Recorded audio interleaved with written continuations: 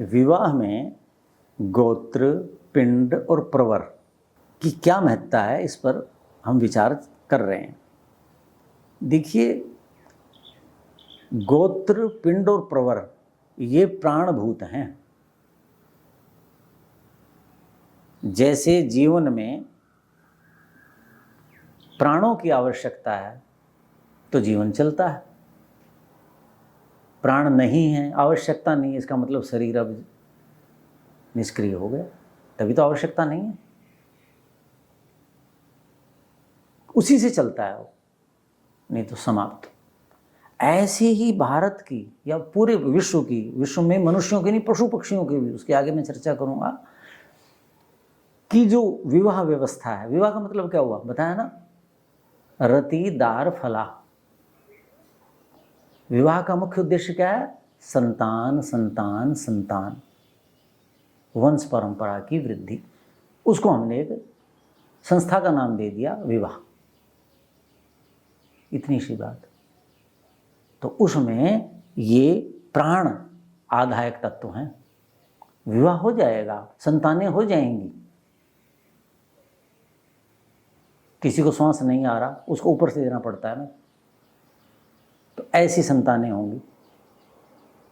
विवाह नर्क बन जाएगा, गृहस्थ नर्क बन जाएगा। और ऐसे बने हुए समाज में कुछ उदाहरण मैं दूंगा और आप फिर बाद में ध्यान से देखना। समाज के समाप्त हो गए जिन्होंने इनका पालन नहीं किया। घराने के घराने, पीढ़ियाँ की पीढ़ियाँ, नाम लेने वाला नहीं उनका कोई, और नहीं कुछ नर्क में जी रहे हैं, ऐसी स्थितियाँ। तो उन्हीं में एक है समानोदक। पिछले व्याख्यान में मैंने चर्चा की थी, आचार्य दयानंद ने हल्का सा संकेत किया, गोत्र में विवाह नहीं करना, पिंड में नहीं करना, प्रवर अर्थात जिस ऋषि को हम मानते हैं, जिस आचार्य को मानते हैं, उस आचार्य को मानने वाले, उस आस्था स्थल में जाने वाले जो अन्य गोत्र के हैं, अन्य पिंड के हैं, उनमें भी विवाह नहीं करना।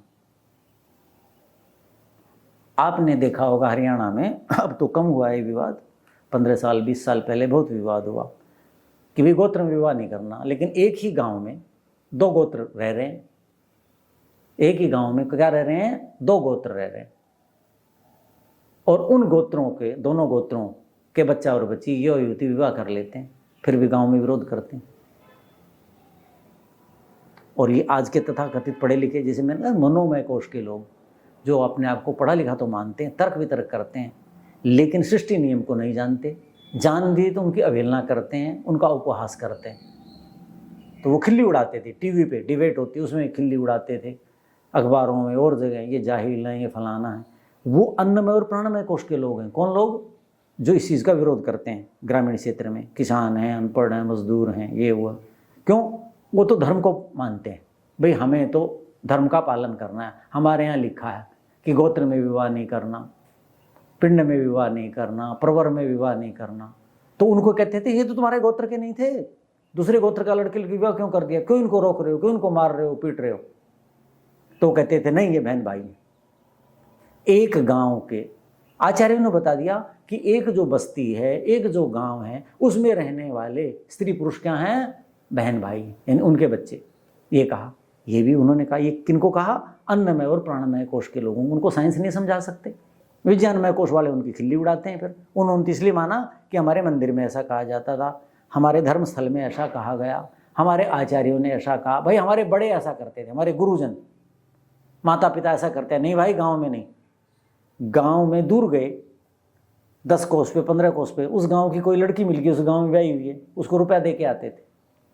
अपने गोत्र को तो देते ही देते थे। हमारे यहाँ जब विवाह में जाते हैं, कुछ करते हैं, तो हम उस गांव में ब्याहने गए लड़की, और वहाँ पंचायत जब होती है, बैठते हैं, तो हमारे यहाँ क्या कहते हैं कि भाई हमारे गोत्र की कौन कौन है यहाँ, यानी उस गोत्र, हमारे गांव से नहीं आई, गांव से तो विवाह हो ही नहीं सकता, हमारा गोत्र तो बहुत बड़ा है और गाँव में फैला हुआ है दूर दूर तक, हजारों साल से।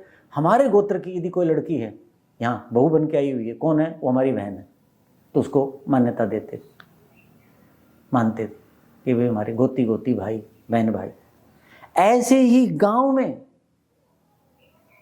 जो अन्य गोत्र के रह रहे हैं, अन्य जाति समुदायों के लोग जो रह रहे हैं, अन्य प्रवरों के जो लोग रह रहे हैं, वो भिन्न गोत्र होते हुए, भिन्न पिंड होते हुए, भिन्न प्रवर होते हुए भी बहन भाई हैं। क्यों हैं? इसके पीछे विज्ञान है। समानोदक, क्या शब्द है? समानोदक। जैसे गोत्र है, पिंड है, प्रवर है, ऐसे एक शब्द है समानोदक। समान है उदक जिनका, समान है जल जिनका। गांव में तालाब हैं, गांव में कुएं हैं, बोलो उनका पानी सब पीते हैं ना।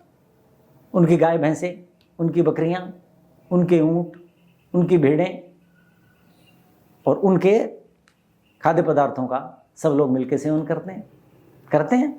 भूमि है, ये भूमि यहाँ की इतनी एकड़ इस गोत्र वाले की है, बीच में मेड़ लग गई, ये भूमि किसकी है? इस गोत्र वाले की है। उन दोनों भूमियों में जो अन्न हुआ, शाक हुआ, फल हुआ, दोनों कर रहे हैं ना समान सेवन? कर रहे हैं कि नहीं? उस कुएं से सारे समान पानी पी रहे हैं कि नहीं? उन तालाबों में जो उसी भूमि से बह करके आए, जिनका जल ग्रहण क्षेत्र एक ही भूमि है, वही पेड़ हैं, उन पे पानी गिरा, उन्हीं के पत्ते वहाँ गए, वही धातुएं इकट्ठी हुई, उन्हीं का खाद बना, उनसे सब कुछ हुआ। ये शरीर केवल मातृकुल या पितृकुल से चला आया हुआ नहीं है, यहाँ से भी है, इस भूखंड से भी है, उस बस्ती से, उस गांव से भी है। वहाँ के जल, वहाँ की वायु, वहाँ के अन्न, फल आदि सब्जियाँ, इनसे निर्माण हो रहा है। तो वो जो शरीर हैं वो भी क्या हैं? बोलो, सपिंड हुए। समानताएं हैं कि नहीं उनमें? धातुएं जो बन रही हैं इनके कारण, तो इसलिए उनको बहन भाई का, इसलिए उनका भी विवाह नहीं होना चाहिए। वो क्या कहलाए? एक शब्द उनके लिए, समानोदक। समान है उदक मानी जल जिनका। वायु भी दूर से आएगी, चली भी जाएगी, लेकिन जल तो भूमि में वही है। तालाबों में जो जल है वो किसका है? ऊपर से वर्षा हुई, इंद्र देवता ने वर्षा की और उस भूमि पर गिरा और वही इकट्ठा हुआ। वहाँ जो पेड़ हैं, वृक्ष हैं, वो उड़ के तो नहीं जाएंगे। उनके जो पंचांग हैं, 5 अंग हैं, उनसे उत्पन्न जो खनिज लवण हैं वो सब उस जल में जा रहे, उस भूमि में जा रहे, उनसे शरीर बना। तो वो शरीर भी क्या हो गए? निकट हो गए। उनकी धातु में भी बहुत निकट हो गई। स्वामी दयानंद ने क्या कहा? समान जल नहीं, दूर का मिलाना चाहिए। औषधियाँ भी कैसी होनी चाहिए? दूर दूर की। तो फल सब्जियाँ आदि, ठीक है, शाक आदि, अन्न आदि, वो भी निकट के हो गए। तो इसलिए एक ही बस्ती में, एक ही गांव में उत्पन्न अलग अलग पृथक पृथक गोत्र के, पृथक पृथक पिंड के, पृथक पृथक पर्व के, प्रवर के युवा युवती का भी विवाह नहीं होना चाहिए। विवाह होने में कठिनाई नहीं है। गोत्र अलग है, पिंड अलग हो गया, प्रवर हो गया, ये आधारभूत सिद्धांत है। लेकिन ये देशज सिद्धांत है, स्थानीय सिद्धांत है, ये भी प्रकृति सम्मत सिद्धांत है। इससे भी धातुएं, रक्त रस आदि, मांस मज्जा आदि जो बनेगी, उनमें प्रभाव पड़ेगा। तो क्यों हम ऐसा जोखिम ले? क्यों जोखिम ले?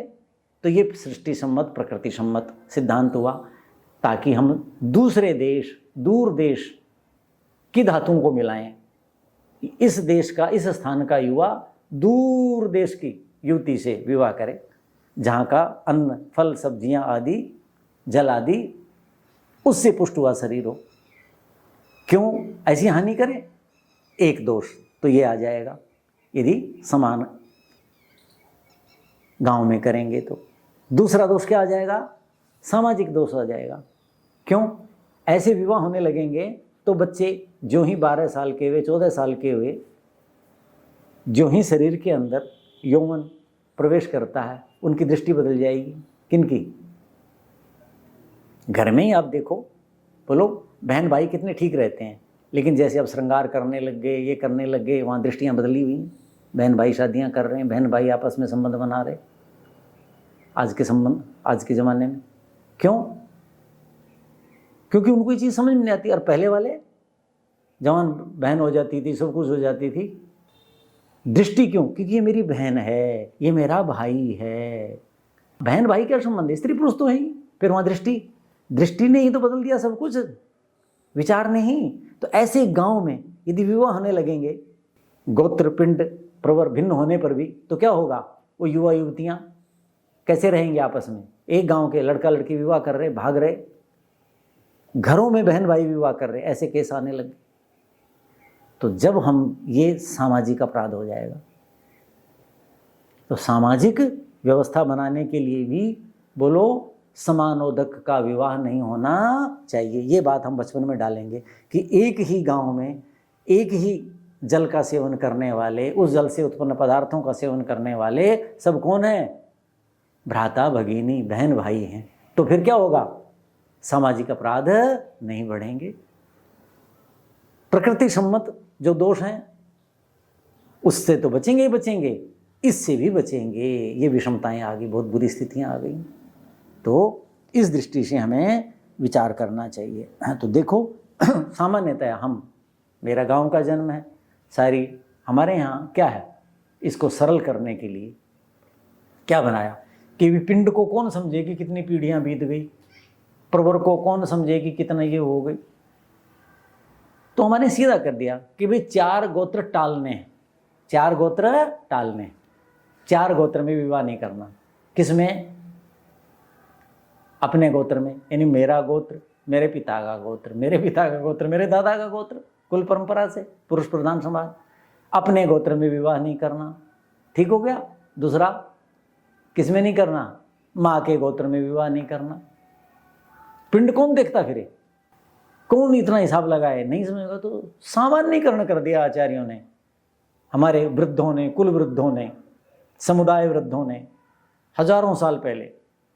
तो 4 गोत्र टालना कहते हैं उसको। 4 गोत्र का मतलब अपना, माँ का, दादी का और नानी का,